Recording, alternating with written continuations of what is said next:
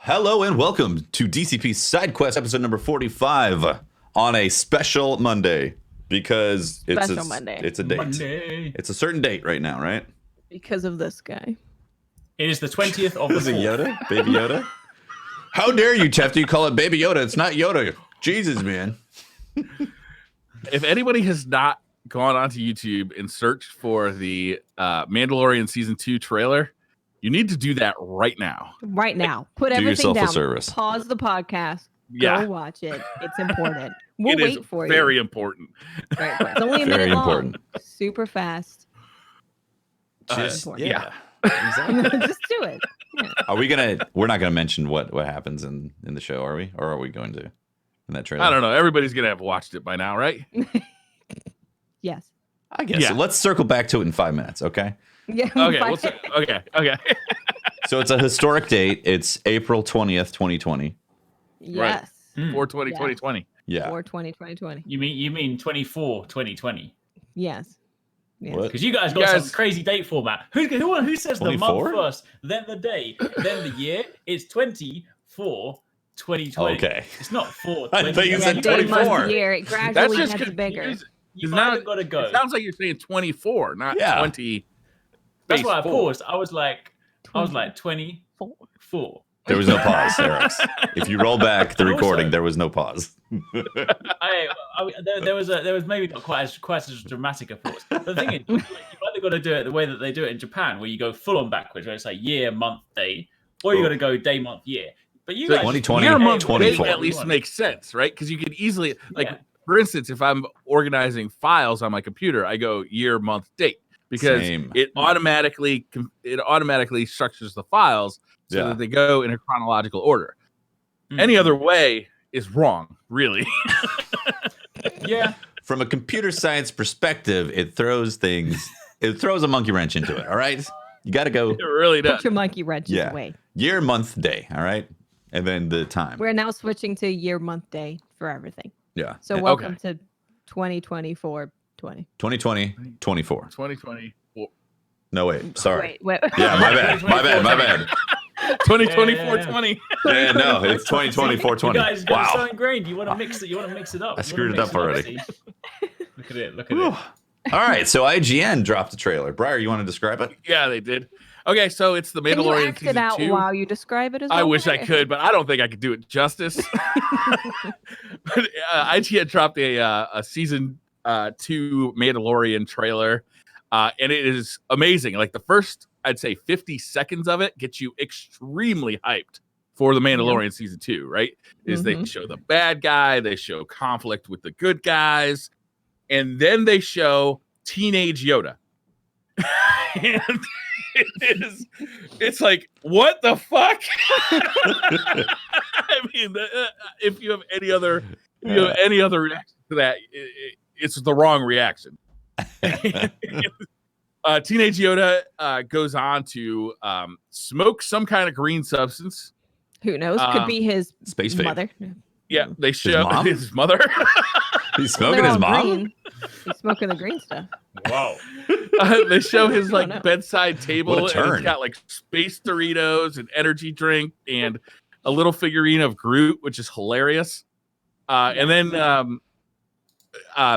teenage Yoda gives the Mandalorian the middle finger while he's blowing smoke at him.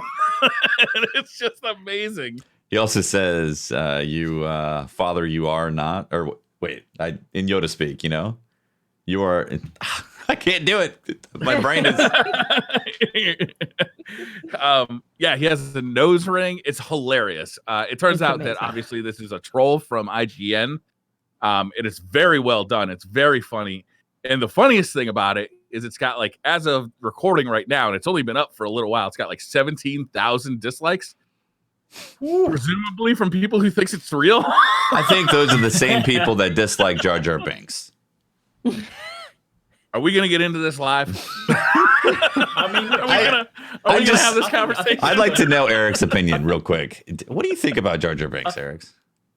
I genuinely love Jar Jar Binks. Should I he don't be- know, You do. I'm I think should- you are lying to us right now. I Should he think be you in Mandalorian? ironically like him just so you could piss off other people who are real Star Wars No, fans. Eric's No. apparently really likes it. On we the have your contrary, right? reasoning? I would go as far as to say that I am the realest of Star Wars fans, right? I would say that the Star Wars fans that like Jar Jar Binks is rubbish. You're not a real Star Wars fan. You know what? I'm gonna anger the nerds. I feel like I am a true fan, right? Episode 1 is the best Star Wars episode. Darth Maul is the best Sith. Just a Jar Jar side note, Tefty mentioned midi-chlorians before the podcast, and the realist Star Wars fan had no fucking idea what he was talking about. Like, well, nobody cares about them. Nobody cares about them. We just care about Jar Jar Binks, right? We care about Darth Maul. We care about Qui-Gon Jinn, right? Like, I'm sorry, like you guys just he's so cool, right? Because he's so cool. Jar Jar is cool. Like, he's just like so No, cool. because He's like a cool guy to hang out with. Let's be honest, right? Star Wars can get a little bit dry sometimes, right? So then so you have him come in. He's like, you know what? It's like Star Wars on its own is kind of like a bland chicken breast, right? It's not that tasty, but it's something you just eat it because you need to, right? But then you throw in some spice. You bring out some nice jerk seasoning and stuff. Darth Vader Jar guy. Jar Binks. So And dry. Suddenly, this thing is like, whoa, hold on a minute, right? It's like, you know, like he is the ultimate spice, and people just, you know what it is? A lot of people can't handle spice. A lot of people He's the aren't- 21 seasonings of Star Wars characters. People just basically, yeah. People can't handle spice. Like if you They can't don't like handle the heat in spicy the food. kitchen, Yeah. they're just like, I want some boring guys like Anakin, and I want this Darth Vader guy, and this whatever. It's like, Oh no, yeah, no, the no. Anakin from Star Wars 1 was supreme. No, he was rubbish. He's got one of the quarantine haircuts. They put a bowl on his head and they were like, zoom. Okay, yeah, Anakin, you're good to go. It's like, no. But like, real talk. Jar Jar Binks, right? He's a funny guy. He saved the war. Like he made it look like it was a mistake because he didn't want to take the spotlight. He's from people. So selfless. he made it look like he took He's Selfless. A selfless Yeah, hero of the planet. He's a selfless hero exactly. saving millions. He's misunderstood. Jar Jar Exactly. Binks. I think He that is. my life can be looked at in two parts. Pre-December 20th, 2019, or I'm sorry, when did it come out? It came out in 1997. I have no idea. Eric should know this as a Jar Jar fan. He Yeah. should know when the love affair began. Yeah. This is true. Yes, definitely. Hold on, I'm Googling it real quick. Okay, May 19th, 1999. 1999. May yeah. 18th, 1999 was a far better day than May 20th, 1999. And to be honest, it's really been a You mean downhill journey ever since. You mean you didn't watch May 18th? Like a true Star Wars fan, I went to the advanced showing so I could see Jar Jar Binks on May 18th. You mean you had to wait till the 19th? I waited in What kind line. of a second-rate Star Wars fan is that? I was in line outside the theater. My mind was blown. It was amazing. The second one and then the third one, like it just got increasingly bad. In my opinion, it's just I like agree with you. That second was terrible because second was basically just like Anakin and what's her name on like a date for the whole movie. They were walking through fields for like that's Date basically what it was for the movie. Yeah, it was basically Date Simulator. And I think there was one fight at the end. I can't even remember what went on. Episode 2 was terrible. Episode 3, apart from Anakin saying he's got the higher ground and him having the lesser ground, apart from that, it was a bit rubbish. But episode 1, I mean, like Darth Maul, like just bring back Darth Maul. I Bring think back what Jar Eric's Jar. is trying to Darth Maul was say. cool, for sure. Eric's is trying to say that if Mandalorian season 2 wants to spice things up, they're going to bring a certain Jar Jar into the mix, and it's going to They be need to. exciting. Maybe he'll get his own game by Respawn. Oh, I hope so. Jar Jar A Binks. farming simulator by Jar Jar Binks? Ooh, that actually sounds pretty Imagine fun. that. I would love Right. that. I'm down. Actually. You're all like raising my blood pressure right now. Yes. That's why I brought up midichlorians. I was like, this is going to piss off Briar. Oh, man. This episode, we were going to talk spoilers about Final Fantasy VII. Surprise, Yeah. surprise. Briar hasn't finished it yet. No, I have taken my damn time. I what took my chapter damn are you on, time. Briar? I think it's 14 or 15. All right. I'm getting there. If it's 14, okay, yeah. there's a big difference between 14 and 15. Okay. If it's 14, you might not make it next week. If it's Really? 15, you might make it. Is it a long chapter? There's some meat for sure, but once you get Some meat. past, like there's a third area where you do side quests. Once you get past that, you're on the ascent to the end. Well, how about this? We'll talk about the ending next week, whether I finished it or not. Because if I haven't finished it by next week, chances are I'm never gonna. Exactly. Precisely. Yes. And if you don't, But I am next still week, playing it. I you still live on enjoyed it. stream That you like Jar Jar Binks. If That's you don't never finish it going by to next happen. week. If you haven't finished it by next week, you need to tweet out your love. You profess your love for Jar Jar Binks. Get a tattoo. A tattoo. Whoa. Eric's going from 0 to 100 real quick, man. I think it's got to be done. Woo. Man. So yeah, so You wanna know- let's save that talk for next week. Oh, So I don't know about you I have guys, nothing to talk about. but the stay-at-home thing has really raised up my online spending to ridiculous levels. Yep. I cannot You're stay stimulating the off. economy. I'm stimulating the online economy because I'm just like, get me something that will decrease my boredom level by any factor. And I stumbled upon a device. This thing is crazy. It is called an ODE for the Sega Dreamcast. Are you guys familiar with the Sega Dreamcast? Like, is that Yeah. something in your Yes. wheelhouse? I owned one, You yeah. love them motherfuckers. I owned a Dreamcast. So an ODE is an optical disc emulator. And what this thing is basically you go into your Dreamcast and you remove the optical discs, like the spinning discs, the CD spinner thing, right? The And the spinner. laser that reads it. And you put in a memory card reader. So you can load up a memory card with all of the Sega Dreamcast games Mhm. and play them on Oh. on original hardware with Sega Dreamcast, Wow, that's which is cool. amazing. Yeah. Yeah, That it is just came cool. out from Terra Onion. I ordered one. I haven't gotten to try it yet, but I'm really looking forward to it because Sega Dreamcast is super hard to actually collect games for, Mhm. and it does not emulate well. Like there's certain games that just don't emulate. Like Sega Rally was one of my favorites. The Dreamcast, I mean, correct me if I'm wrong, but it wasn't really that popular, right? It was kind of a second unfortunately, tier like console. it got discontinued in like its second year. Yeah, right. Like it got Mm, like Sega dropped it like super fast. yeah. But the funny thing about it is there's some fantastic games for it. Like Like in games, Fantasy Star Online Phantasy Star Online Power is a Stone great made one. it start. Power Stone, the Capcom versus Street Fighter or Capcom versus Marvel games are on.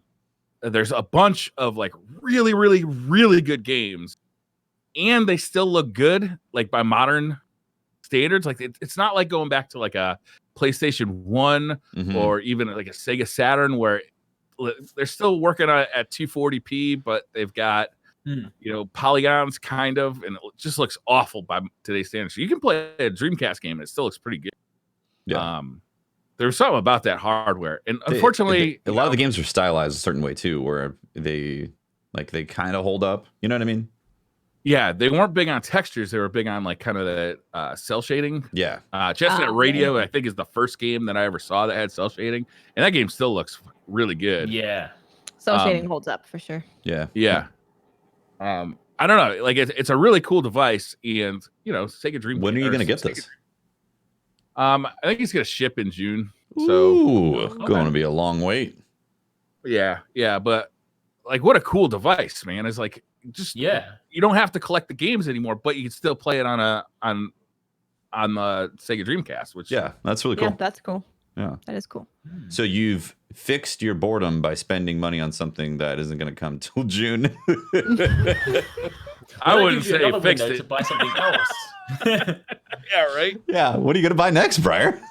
I don't know, think man. Briar needs to get in on Animal Crossing.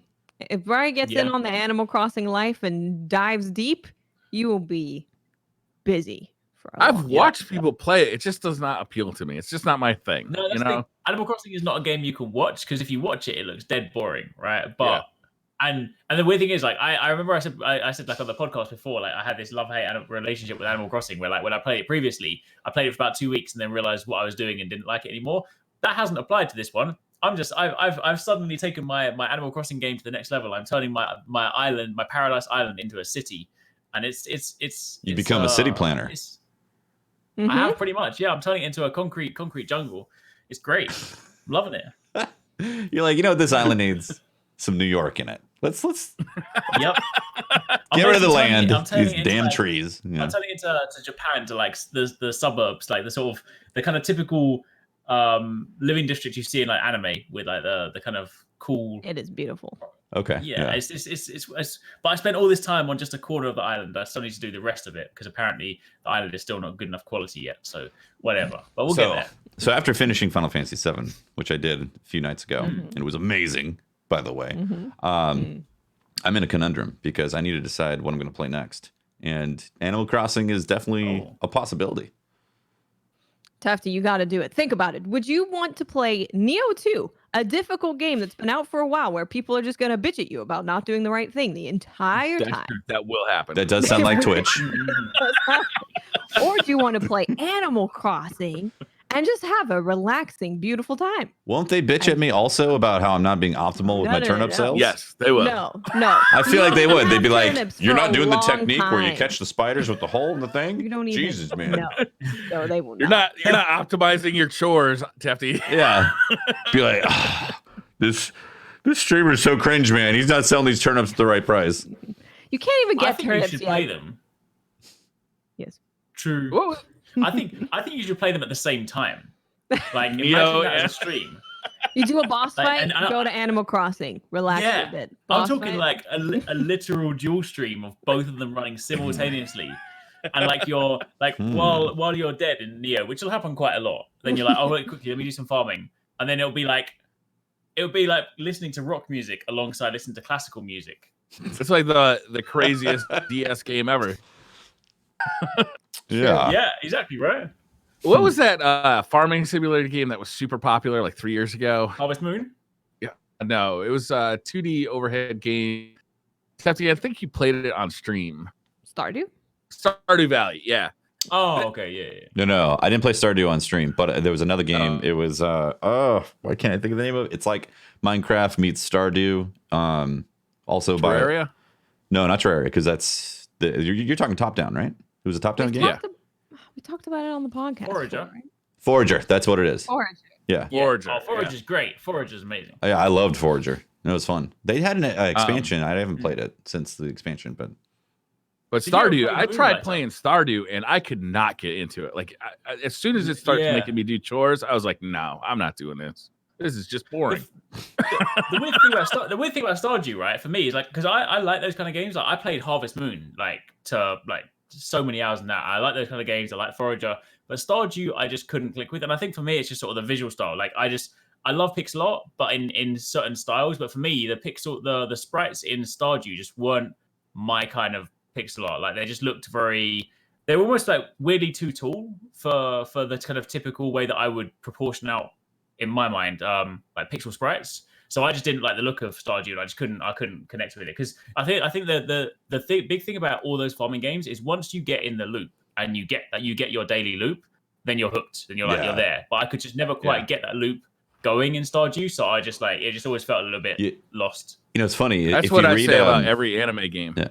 If you read Jason Schreier's book about Stardew Valley, that chapter, he talked about how the creator, who was a one-man guy or one man development team, redid the portraits and the art like a bunch of times. Like he kept on going through these iterations where he'd do some other stuff and then come back to it and then be like, that just doesn't look right, and then end up redoing all the art, and then like several months later the same thing hits and he's like, I feel like I'm better, I need to redo all the art again. Redid it. So like he was also struggling with trying to have the visual look get nailed. And that book is fantastic for anybody who hasn't read it. Like I can't highly recommend it enough. It is really good. His follow-up book is like he's up right now. He just quit Kotaku. He did. Yeah, he's going to Bloomberg. Is that what he said? Bloomberg. I don't know. Yeah, the internet. Bloomberg. Something about that. Something about an actual newspaper or something. Well, what's the name of the book? I can't remember it off the top of my head. In the book, I'll think of it. I'll shout it out at an appropriate time later. Sweat, death, and pixels, and love. Blood, sweat, and pixels. Yeah. Really good book. He even talks about Destiny 1 development. He talks about Star Wars 1313 and what happened there. Like, really, if you're into game development at all, or even just want to have a viewpoint into some of those development projects, highly worth the read. Really cool. Yeah. It's just an interesting book. Like, it's filled with really good stories. Yeah, and also the spectrum too. Again, Stardew Valley, one-man development team who just kept on developing for like 4 or 5 years, maybe longer. And it originally was like, I'm going to do this in 6 months. And then it was like, well, I guess I need another 6 months, another 6 months, another 6 months. And then his girlfriend was like, all right, well, just, let's see what happens. And then they show like Destiny and Star Wars 1313, like big studios. Really cool to see the perspectives. Yeah. The Destiny chapter is really good. Yeah. Hey, question. I have not played this, and it's possible none of you guys have played it, so we'll see where this goes. Fallout 76 had a new expansion with NPCs. Did anybody play it? No. I can confirm I didn't. I was hoping Eric's was the one who possibly loaded it up to have some perspective. No. Me and Fortnite are like Fallout. Jar Jar Binks. Fallout. Oh, sorry, Fallout. Sorry, that's what I meant. Me and Fallout are like. I was like Fortnite. Binks. We That's the nicest thing you've ever said to me. There you go. Right, there you go. I'm just like Fallout. Like, this is the thing. I mean, this is not it is relevant, but it's not relevant to Fallout 76. But principally, I've tried to get into Fallout before, and every time I've tried to play it, it just doesn't click with me. It looks bland. It looks boring. I've tried to play it. It doesn't excite me. And I don't get the hype. I don't know why people like Fallout. It just looks like a dusty old game. But anyway, I have heard that Fallout 76 has had apparently a nice visual upgrade, and I've seen some comparison screenshots, and apparently the lighting is much better. But I don't know how much you can polish a turd.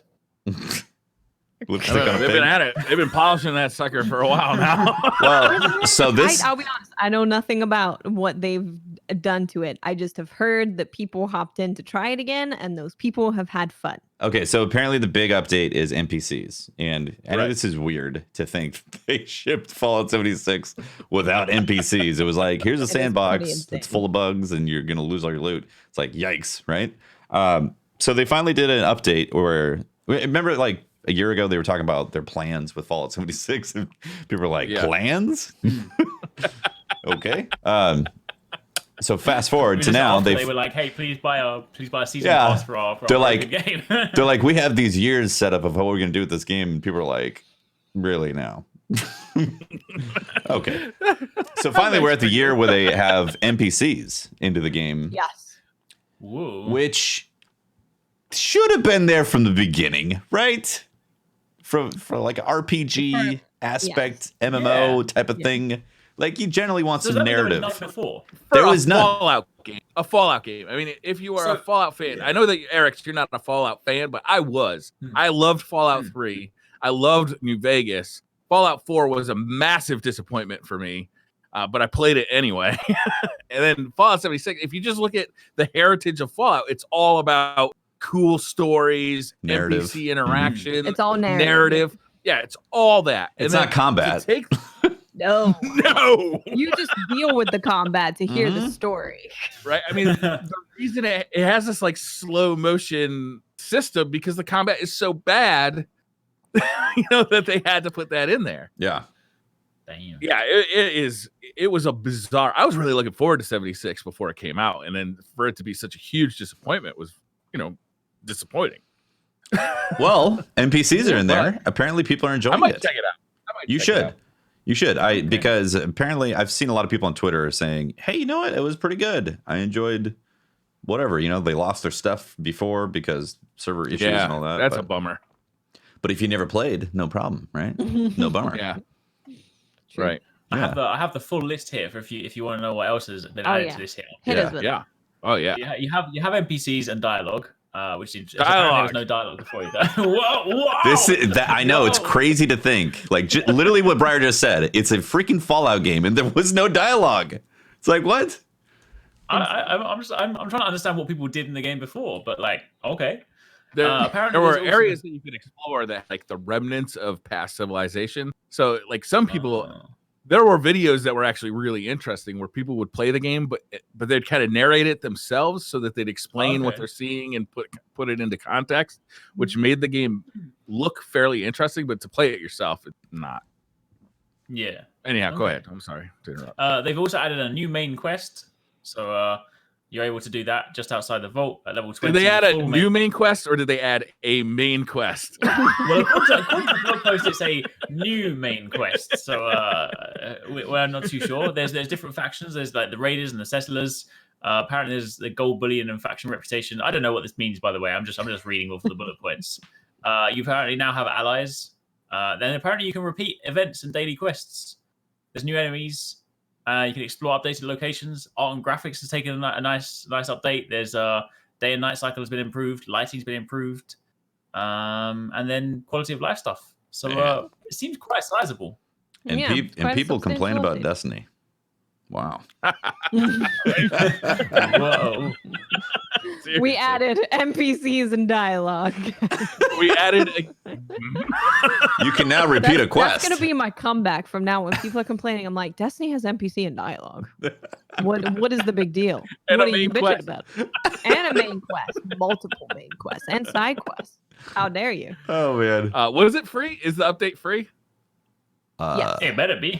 It better be. I believe the update is free. Yeah. Okay. I know that they have two different versions of that game being played right now. You can play it like if you own a copy, you can play like kind of the free to play version, but there's also like a subscription version that they had to give the subscribers their own servers because anybody paying for the game was getting trolled by the free to play players. Mm-hmm. Oh yeah. On the server. That was a great story.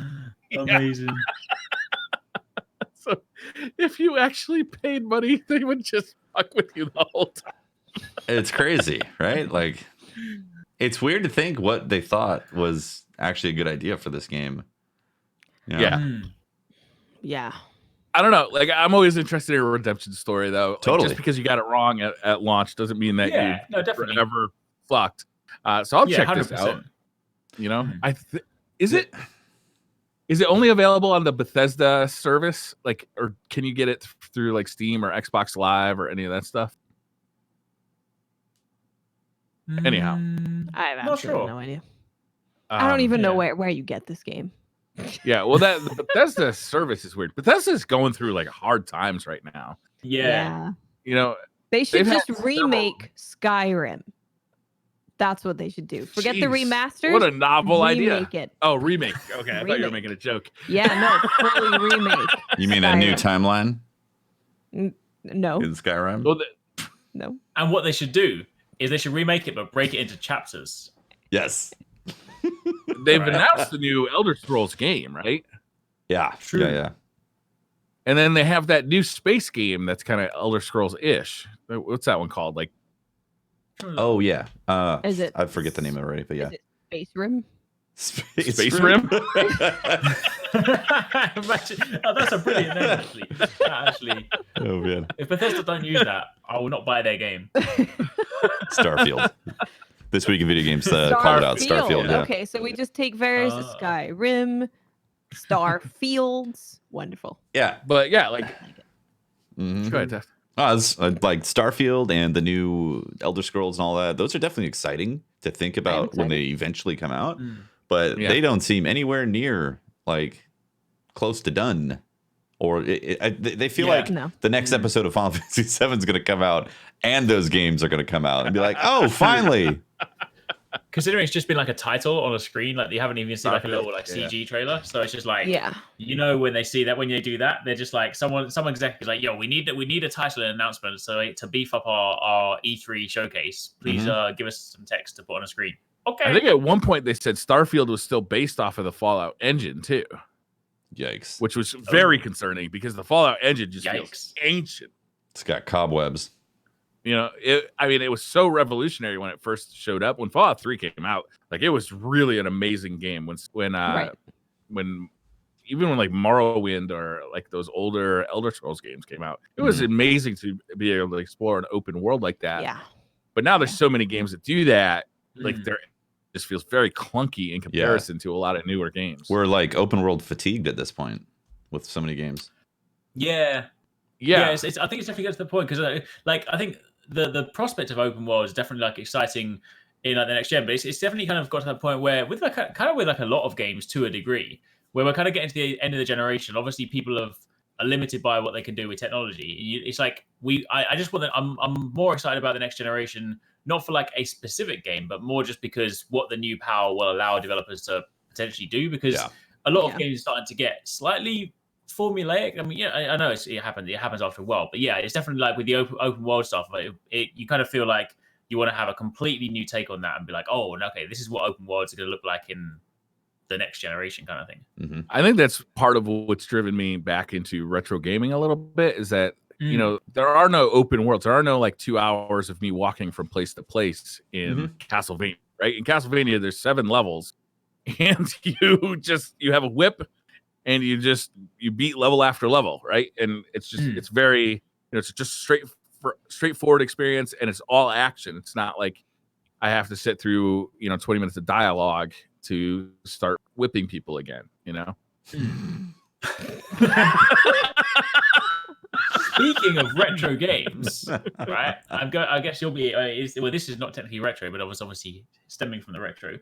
They finally announced the date for Streets of Rage 4. Oh yeah! It finally has a 30th. date. Yeah, April 30th. So like 10 days till Streets of Rage 4. I pre-ordered this, and it's coming in a Genesis style box. Ooh! Oh yeah, nice. That's awesome. I think for those ones because I was watching like the limited run mention because the way they because often like limited run do things where like they only have like a certain number, whereas with this one they just like they had an open order, and then when it closes they'll make that many. So I don't think. Because I ordered the same physical one, but I don't think they're gonna send them out until much after launch. So I'm still probably have to buy digital as well. But explain to me what this is. Streets of Rage 4. Like, is this a sequel to Streets of Rage 3? Yeah. Do you need to know what Streets of Rage is? No, I know Streets of Rage, but like, do we need to have a deep lore Streets of Rage session? There's some guys that are really good at martial arts that kick people's ass on the streets. That's great. All right. It's gonna be done. Is it done like retro style for Streets of Rage 4? There's two. So it's one of those games that you can switch between retro style and like new graphics. Okay. And they added that very recently because I guess a lot of people were like, we love Streets of Rage, but like this game looks like brand new. So they actually went in and they put in like old style graphics. So it's one of those games you can switch between them. Is it still 2D side scroll? Yes. Oh, yeah, cool. It's a brawler, so like that old school brawler. Yeah. Awesome. Yeah. Mm-hmm. But the new and the new art style, like it's cool they put in the retro thing, but I love the new art. The new art looks fantastic. I think it looks.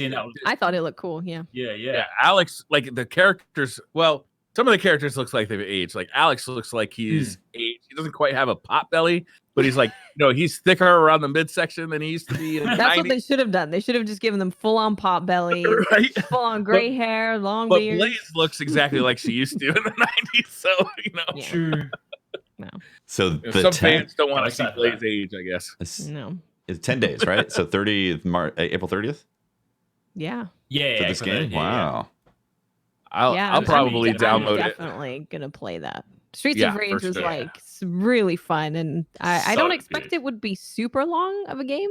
No. So it'd be fun to just jump into and have a good time with Streets of Rage. It's coming to Game Pass. Yeah, apparently it's coming to Game Pass. That's awesome. Oh, dope. Ooh, even better. That's awesome. Bingo.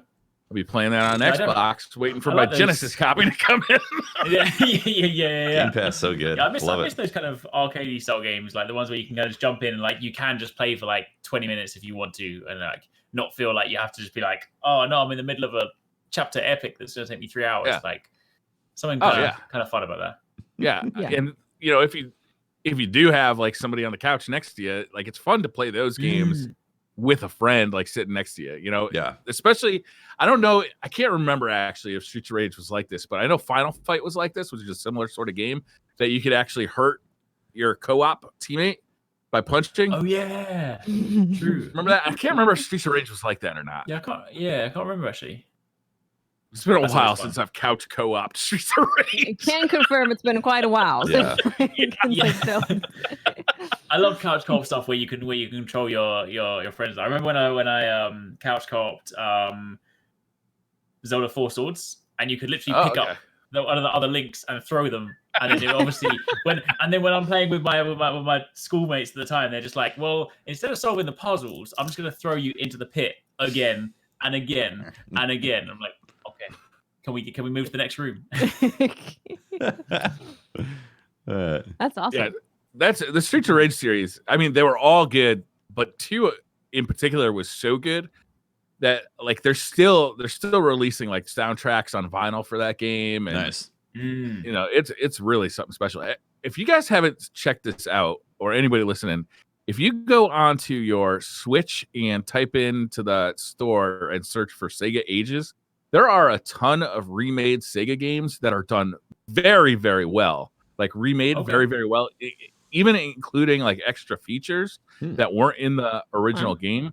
So for instance, like Phantasy Star 1 that originally came out in the Master System has a map, like, because obviously that game is 4x3. So in the unused space on the 16:9 screen, it shows a map. So like when you're dungeon crawling, it's a lot easier. You don't have to get out the graph paper. It also shows the stats of the characters. I don't know if they have Streets of Rage on there, but man, if they do, that'd be a worthwhile pickup. Any of those games is good. The third one has shitty music, but the rest of them are good. Speaking of Phantasy Star Online, yes, Phantasy Star Online 2 is coming out for Xbox this week, or is it already out? Oh, is it? Yeah, like the official is coming out real soon. The official release date, yeah. Yeah, for it's out Xbox. in beta now, right? Right. So the official release for Xbox, I believe this week or next week, it's in April. Then the PC release is getting next month. They haven't officially announced the date yet, but next month. But they've PC. actually said it's coming next month, because we just had like, it's coming to PC, but we didn't really know when. So I'm really excited because it's crossplay. So there's some people that have already started on Xbox, or say if your friends have been playing for a month on Xbox, like you can crossplay and get it when you get on PC. That's really exciting. Is there stuff going to carry over for the full release, or is it going to get reset? Don't know, actually. I think the beta is beta.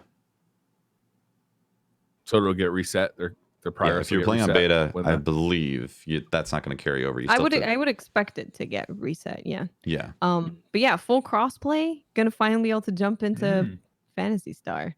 Yeah. For the first time since the Sega Dreamcast. That's what I'm saying. That's awesome.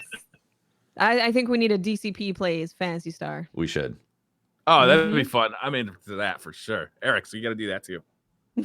I have been wanting to play it. I've genuinely because the only thing that stopped me from playing the beta up until now was like, because they still haven't technically got European servers for it. I have to play on American servers. But I have been wanting to play it because I played Phantasy Star Online 1. So yeah, that could be cool. That could be cool, definitely. Yeah. Nice. Yeah, so that's coming out. Exciting. Oh, there's also a Remnant of the Ashes DLC coming out. Yeah, end of the month. Ooh. It comes out on the 28th, is it? April 28th. Damn. Yeah, April 28th. New it's expansion. called Swamps of Corsus. So if you remember when you played and there's like the bug lady. Yeah. Yep. It's like all about that area. So they're now adding everything will be green instead of brown. maybe that's a change. They're adding a survival mode. So this basically turns it into a roguelike game. So you start from the beginning, you pick up weapons, and you go as far as you can with your one life. Oh, that's cool. Yeah, so that's going to be really interesting for that game. And then they're also revamping the Corsus region, and they're adding new dungeons, new bosses, new enemies, new weapons, and new mods. Yeah, new dungeons and bosses means there's going to be new weapons to acquire by getting those as a chance of that rolling. Yep, and it's $10. That's cool. I'm definitely going to buy that. April 28th. Nice. I'm definitely going to check that out because Remnant was such a fun game. It came at the perfect time. I was wanting like a Souls-like experience, and Remnant was kind of that, but a different take on it. And I think they did it really well. So I'm looking forward to checking out survival mode and all the new stuff. Yeah. Seems to be coming at a good time too. Yes. Right? Yeah. There's also like nothing new XCOM this week as well. Oh yeah, new XCOM. Oh, new XCOM. Yeah. Wow. Like XCOM 3? expansion, no, right? XCOM. It's not like I believe it's a standalone thing on itself, but I think it's like a smaller kind of. It's called XCOM Chimera Squad. My bad. I thought it was expansion. For it, I mean, maybe it's expansion. Maybe I was mistaken, but I thought like my understanding of like we're looking at it was that it's like it's being sold on Steam as like a standalone thing. Like it's not like a so. But quite where it fits, and I'm not 100% certain. I haven't had a chance to like catch up on it too much, but that comes out. Yeah, that comes out this week on Friday. Wow, that's great. Interesting. Cool. Yeah, I wonder how big that's going to be since it's like a standalone type of, like. Yeah. I get the feeling that maybe if it's not like numbered as such, maybe it won't be like the same kind of scope and scale as like the other ones. But only time will tell. And then obviously following that for the Tactics fans, there's also Gears Tactics soon after. I think is that a week or two away, something like that? Somewhere around there. Cool. Yeah. People are actually pretty excited for Gears Tactics. Which surprised me because it looks like a mobile game. I know nothing about Gears Tactics. I remember seeing a trailer and we were like, is this the mobile game? And then we're like, oh. Huh. Hey, I haven't played it. It might be awesome. I have no idea. It might be amazing. It sure looked like a mobile game when I first saw it. maybe. Oh, also, while I remember, for everybody this is obviously applicable to everybody because everybody's stuck in lockdown. If you're looking for some stuff to play and you're looking for some bargains on the Nintendo eShop right now, they've got like a megaton sale on like many things. Ooh. And I went through the other day and bought like Transistor cost me like £3. There's like Bastion's like £2. There's like Wonder Boy. Like there's a lot of those kind of like smaller like indie titles that you can literally get. For like Wonder Boy is on sale. Yeah, Wonder Boy. I think it was like £5 or something like that. So what? So, yeah, it was super. Wow. It was super, like I think it was like £5 or £6. It was super cheap. And then I was scrolling through the eShop and I was like, there's a lot of games I could buy in here, but there's a lot of them got like 70% off and something crazy. So if you're looking for some things, check out the eShop. You might find some things to keep you busy during quarantine. Nice. And this is why I say the Switch is the biggest rabbit hole when it comes to backlog. Oh yeah, it's true. It's true. So many titles. Like and then there's like collections too. Like you can play like every Mega Man game ever made. Yeah, when you said all those Sega games being remastered, or I mean, brought towards the Switch again, just there's so many titles that you could be adding up in there. Yeah, yeah. It's really. I think the Switch is the most compelling console like right now to me. Yeah, 100%. Yeah, definitely. And obviously things are going to radically change when the PS5 and the Xbox Series X come out, but I don't see that devaluing the Switch at all because it's just such a unique console. Yeah. Did we talk about the controller and the console design? Oh no, we didn't. We never talked about the controller. Yeah, the PS5 controller was revealed. Yeah, exactly. Oh, yeah. And to mixed reception. Yeah, surprisingly. I thought I don't know about you guys. I thought it looked really cool. Like it definitely reminded me of Stormtrooper, like for reals. Yeah. It does look like a Stormtrooper. It looks wider. It reminds me of the Scuf PS4 controller, the Impact, like in shape. Yeah. It hasn't been confirmed that it has USB-C. I think it has, right? I don't remember the specifics. So well better. Yeah. I think I like it because I mean I've never been a massive fan of the PS4 controller in general because I've always felt like I like the Xbox controller and the Switch Pro controller. Like they're the ones that are most comfortable for me. I mean partly because I prefer like staggered analog sticks. I don't like the kind of two at the bottom. But even size wise, I've always felt the PS4 controller is quite small. So this one looks like it's kind of almost like a halfway house between original PS4 model and maybe Xbox controller. So to me, it looks like a great like form factor. Yeah. Yeah, which is exactly how I described the Scuf Impact, is that it's between like a regular PS4 controller and like an Xbox 360 controller. So if it is similar in shape to that, that is my favorite shaped controller. Nice. So I'm looking forward to if it is like that, which it looks like it could be. It looks, tough to say. I'm definitely gonna have to hold it, obviously, to really know if the ergonomics are gonna make sense. Visually, it looks like the sticks are in the same spot, but the controller is wider. Yeah. Are the sticks a little further apart than they are currently? I don't think so. Like apart. I saw an overlay and it looked like the original, they're still like basically in the same spot, but there's more side to the controller. And For me, I'm not really a fan of that. Because I already like the Xbox feel. I like how the sticks are different on the Xbox. So I'm already preferring. I don't want to have my thumbs more towards the center than they already are. For me personally.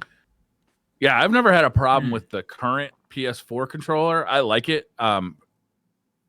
But occasionally my thumbs will touch because the sticks are a little too close together. But I also have big hands.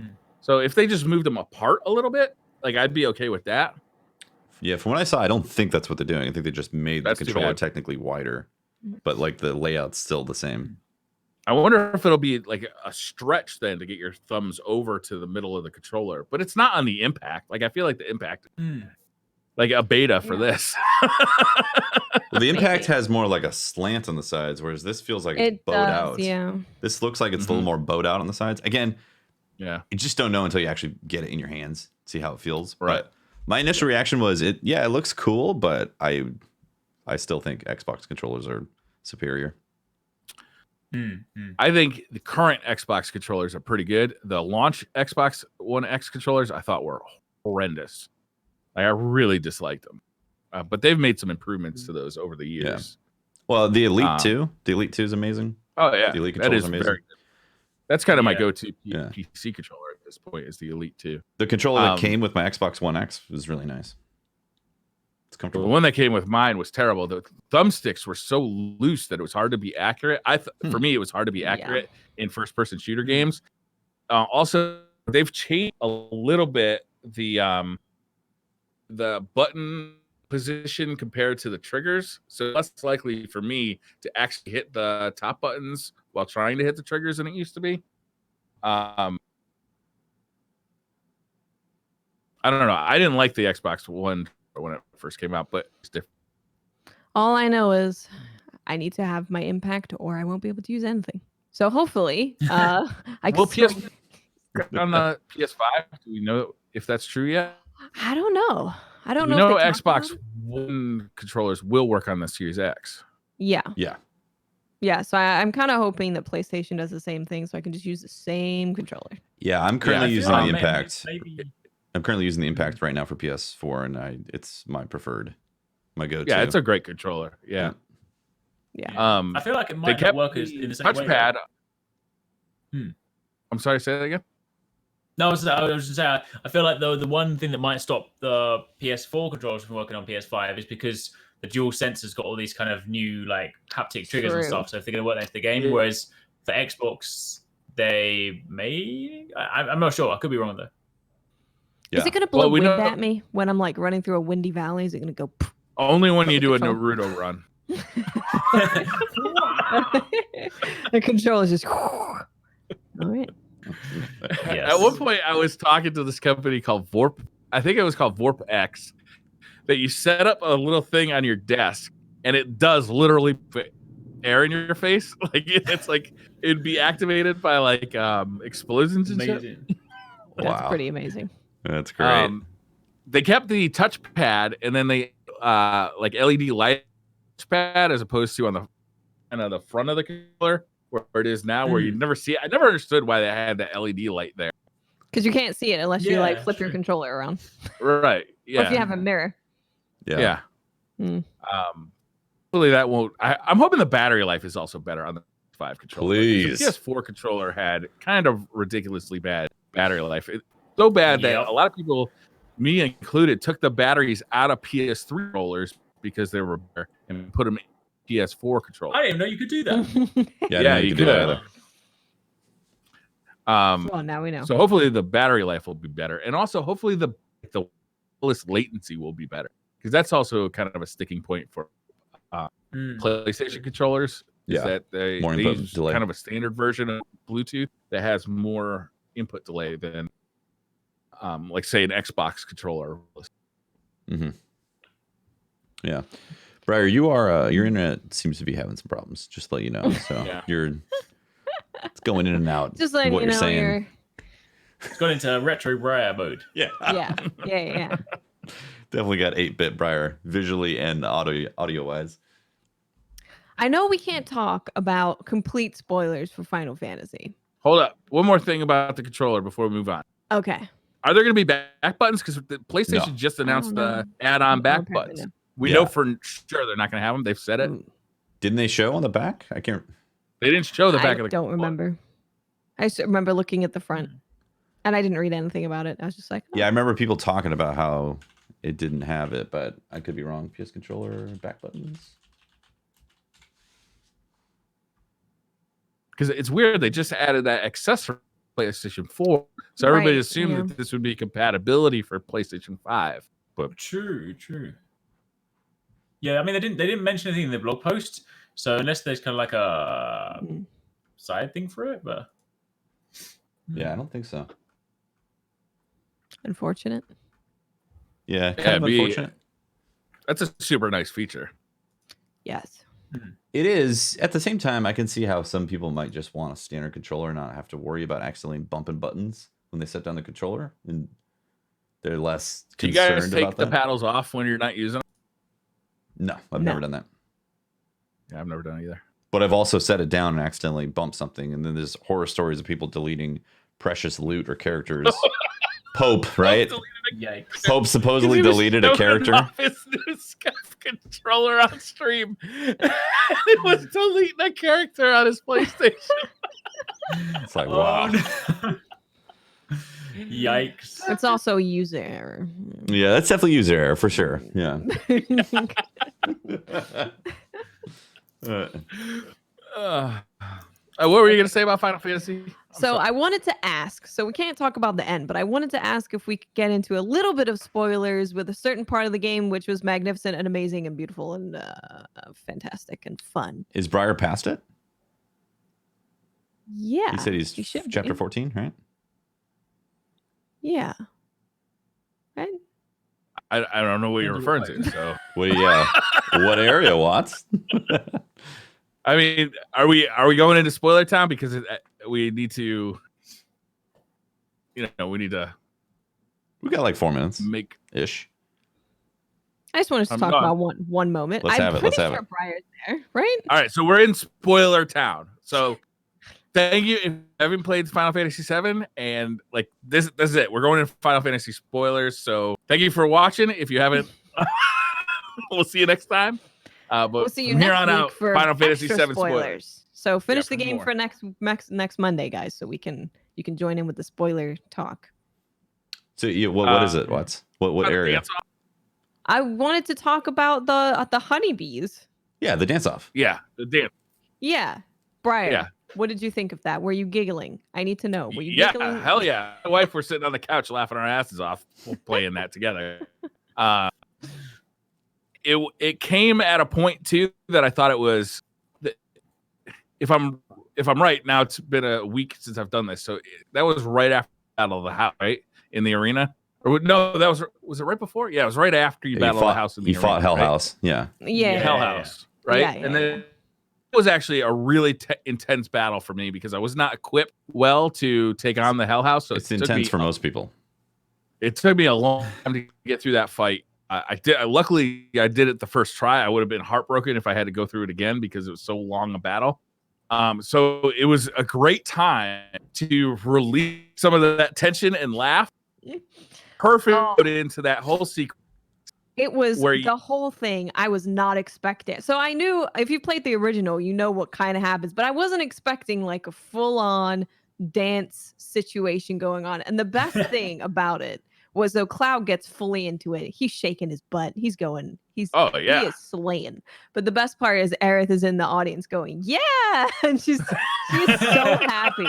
Aerith is so incredibly happy about what Cloud is doing. And that just really elevated it. I was like, oh my God, she's having a blast. I was having a tough time because streaming it, I was focused on hitting the buttons. So I could only I'm like peripherally watching and being like, this is crazy what's happening. I wanted sit down and just watch it. Because I was watching, yeah. I was super focused on the button presses because I was like, I'm not going to mess this up. But man, this is crazy. I want to look at the facial reactions that are happening with all the characters. I was just like, what is happening? That's probably one of the happiest I've been playing a game. That moment there was just pure happiness and elation. It was amazing. Yeah, that was amazing. I have to do it all twice.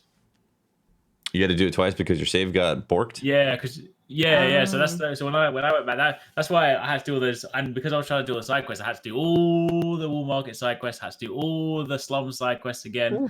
That would have made me quit Hell House again. Oh yeah, I couldn't have done it. Yeah, that was. It was. I only. I mean, if it wasn't for the fact I need to make videos, I would have been like, I'm going to come back in a month's time. But interesting thing though. So here's one of the things that I don't know. I mean, maybe you guys didn't know that, but there's a couple of times in the game early on, this isn't spoiling stuff, where like you actually have like a question be asked and you get to choose an answer.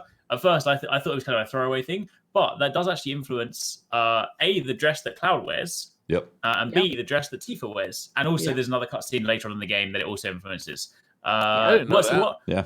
Yeah, so I didn't realize it first of all, because obviously when you play through it, it's only you're just like, oh, okay, fair enough. I just thought they were just like throwaway kind of, we'll give them a chance to say something, but it doesn't actually do anything. But yeah, so like I said, what was it? I had like a full on black and blue kind of gothic-y sort of dinner dress for Cloud. Did you pick mature? I've seen people. I picked exotic. I picked exotic as well. I picked exotic.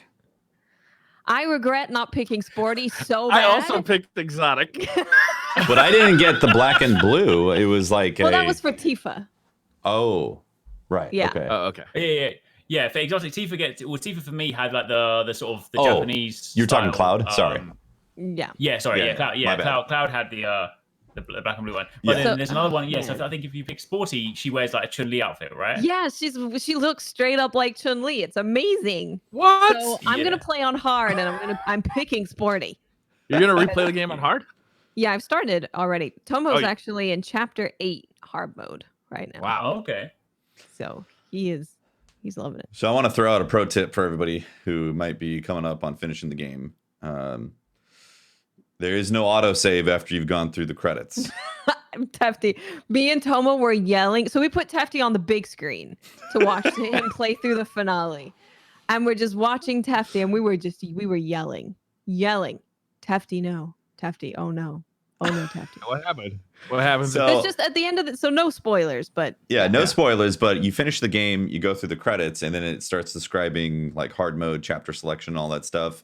And I was like, man, this was amazing. Like, we'll probably like jump into check out some stuff later down the road, but that's gonna do it on the stream. And then I basically went to the title music because I wanted the title music playing to end off the stream, and it warned me. It said, hey, any unsaved progress won't be saved. And I assumed that there would have been an autosave that says, hey, you literally watched the whole credits. Let's throw an autosave. Instead, it rolled it back to the right before the big epic end sequence and fight all happened. How long is that?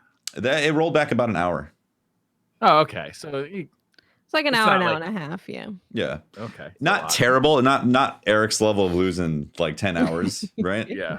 But still, although I would say having to replay that whole final sequence again is probably kind of comparable because that was a long ass fight. It's a long sequence. It's more emotionally draining when you're going through. You're like, Jesus, holy crap, all this stuff going on. I can't wait to get to that part. Yeah, really good stuff. But so make sure you save after you've gone through the credits. Otherwise, it's so weird that they don't put an autosave in that spot because really weird. Yeah, there's autosaves throughout the whole game where like right before you go into a battle or whatever, or some point happens, they naturally do an autosave. I was a little pissed that they only give you 10 saves total. Like when I'm playing a game like that, it's kind of nice, I think, to be able to save kind of throughout the game. That way, for me, is if I want footage, right, is I could just go to that save point, get the footage, Yeah. True. So I like being able to save kind of often. Yeah, I would just keep on rotating through. I didn't even realize it was 10 total slots. Yeah. Yeah. So yeah, make sure you select a chapter and save. Yeah. Yeah. So that happened. It was incredible though. Very, very happy to have Can't wait finished to it. talk about it. I have so much to say. Let's just have the whole episode next week.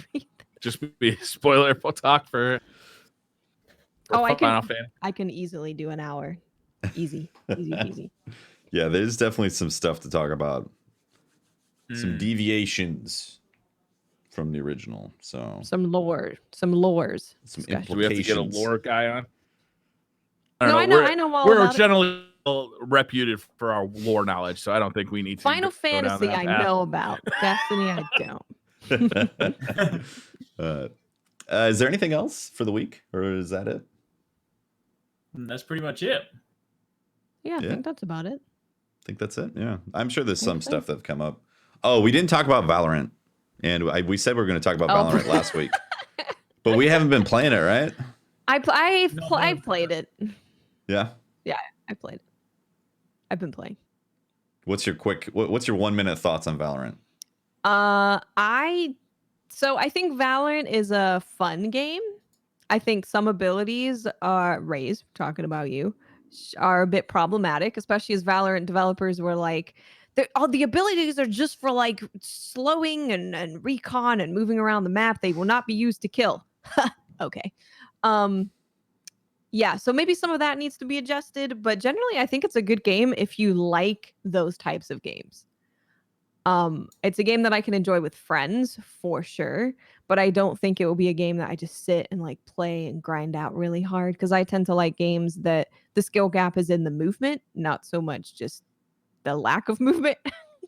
Yeah, it does seem like a slow game. Oh yeah, like if you are moving when you're shooting, you can't move when you shoot, basically. You stand still or you crouch. Really? That is it. And there's a certain fun about that type of game, but I think for a lot of people, especially if you're coming from Destiny or Call of Duty, you'll find quickly that like maybe this isn't the type of game for you, because it is more slow and methodical and tactical, and waiting in corners and holding down with choke points and controlling the map, which is fun in its own right. But there's also no bullet magnetism, right? No. Yeah, which is very different from Destiny. Like if you're used to Destiny's bullet magnetism, and then you go to a different game that has higher standards for hit registration and all that, it can be a bit of a shock. Yeah. Yeah. But it's definitely like CSGO. It's like 95% CSGO, 5% Overwatch. Okay, interesting. So it's definitely, they went straight after the CSGO audience. Just everything about it. The amount of rounds, all the esports, the recoil, everything. CSGO. Interesting. It's a little more forgiving. So this is actually what Riot does, which is not a bad thing, but this is just what they do. They take games and then they copy them and make them a little bit more casual friendly. So they did that with League of Legends. They copied Dota and made it more approachable for someone just going into a MOBA. They did it with Teamfight Tactics, which is their auto chess. They made it more approachable. They did it with what else did they do it with? They did it with Valorant. Runeterra, card games. Runeterra, yes, card game. They made that more approachable. So that's kind of their thing, is they find something that's really good and then they take it and make it more approachable for more people to get into the game easier. And I think that's what they did with Valorant. It's like, so you wanted to play CSGO? Well, here's CSGO, but the recoil isn't as difficult to learn about. Like there's not a bunch of tricks that you have to learn to be good at it. Yeah, so that's kind of their thing, and it works well for them. So I want to bring up one thing that they're doing. They made it so to get access, you have to watch a stream that has drops enabled, right? Yeah. And you have your account hooked up to your Twitch account, and so there's this thing that's happened where in order to get access to play it, you got to be watching the stream, and then you'll get a drop randomly that gives you the enables your account, and this has created an ecosystem where a lot of large streamers are putting on reruns, right? And like essentially inflating the views, because people like just leave it up to try to get the drop. And then also these larger streamers are putting on reruns just because, well, they're getting ad revenue and people are tuning in for the drops. So it's like, why would they not? And people who don't have it enabled are putting that drops are enabled. Well, now, really? So drops are enabled for everyone now, but initially they weren't enabled for everyone, and some people were just putting it in their title anyway. So it's a very interesting. It's such a whole discussion we could have on a marketing strategy being like this, and that you get streamers to play your game, and they're not, as far as I know, they're not paying them to play the game, but they're obviously giving them access, and then they're giving them the drops enabled, which gives them a ton of viewers. And how is that for making your game be watched by more people? Are people going to stick around after the game is out? Are they going to keep watching? Or is it's the beta and people want to get access? So that's why people are watching it so much. My initial impression is like, I feel like in terms of building a community around a game, that's going to create a very vapid, like transparent, come and go super quick type of experience for a community to form around something. Yeah. You know, because it makes it harder for smaller channels to build momentum around the finer dynamics of a game, as opposed to just thousands of people flooding a channel just to get a drop and then bouncing as soon as they've come. You know? Anytime you base viewership around giving away something, you're going to get like a community that's just there to get that thing. Yeah. And as soon as you're not giving away that thing anymore, they're probably like 99% of them are going to be gone. It evaporates. Yep. Yeah, so I'm sure there's going to be some streamers that can really take advantage of it, and they'll definitely get some follows and create some members of their community. But people always say this, right? When you're building a YouTube channel or building a Twitter account, like don't just do giveaways, because then you end up with a dead channel that has, X amount of followers who are just there to get that giveaway. Yeah. Yeah. So I'm sure it's somewhat similar. So it's fascinating seeing that happen. And Valorant's definitely not my type of game. Like I'm not gonna grind a game like that. I'm not interested in that type of competitive scene. I get the appeal of it, 100%. Yeah. And I get the pro esports level gameplay can be very exciting when you have a lot of people that are playing at a high level. That can be exciting to watch. But yeah, it's the feeling that I had is I have a lot of fun playing with friends, and I could play for hours and hours and hours with friends. But would I play just on my own because I want to get better and I want to grind the game? Probably not, because I like fast movement stuff. Yeah. Yeah. If there was a game besides Destiny that I was going to put a lot of time into, it'd probably be Apex, because it's, they have similar types of movement stuff, similar sorts of feel to weapons. And I think Apex is a lot of fun. Yeah. There's rumors that the new season of Apex is pointing toward Titanfall 3 release. Woo. Which is really exciting. Titanfall 2 was outstanding and criminally overlooked. Yeah, so that's actually really interesting, is if Titanfall 3 comes out, will it get the recognition that, assuming it's a good game, will it get the recognition it deserves because of Apex? Because Apex is so popular. Will people be like, oh, well, let's go try out Titanfall? Would they tie things together? Like do like an in-game promotion together? Imagine if the world is connected. Right? Yeah. Like if you own Titanfall 3, would it unlock things in your Apex account that you have access to? Like, or would Apex have like in-game hooks for Titanfall? Like, yeah. Titanfall 2 also got buried by EA. Yeah. So one would think that they now have a little more street cred inside EA. They might not take apparently internally, EA were the ones that actually advised them to push it to a different window, but apparently it was Respawn that was stubborn at the time, and they were like, no, we're a big enough game, we can compete with Battlefield and COD. So apparently EA advised them to push it out, but they were, apparently it was, whether that's actually the case. Yeah. But because I can understand from one perspective, like the studio, like, well, you're basically saying that we're not as good as Call of Duty and Battlefield. It's like, no, but we're just trying to talk sensibly, like releasing in between those two. But yeah, apparently they were quite a stubborn studio, and they were just like, no, we're going to go anyway. And then, that's a shame, because it is a great game, and I think that it is better than both of those games. But the audience, it's not, Call of Duty and Battlefield already have those people that are just going to play that game every single year. You're not going to be able to pull them away. Yep. Yeah, Titanfall 2, by the way, still worth going back to. Yes. Yeah. Amazing campaign. It is. Yep.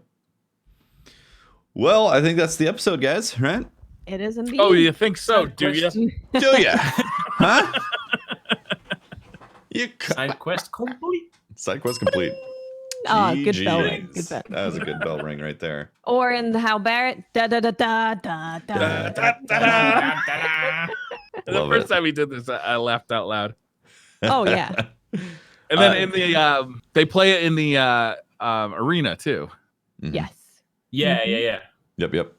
So next week, we'll do some deep dive into Final Fantasy VII Remake spoilers and what it means for theorizing, lore. The potential of what Chapter 2 or Episode 2 is going to look like and all that, which kind of gives you a hint. There's things that are changing, which is really cool.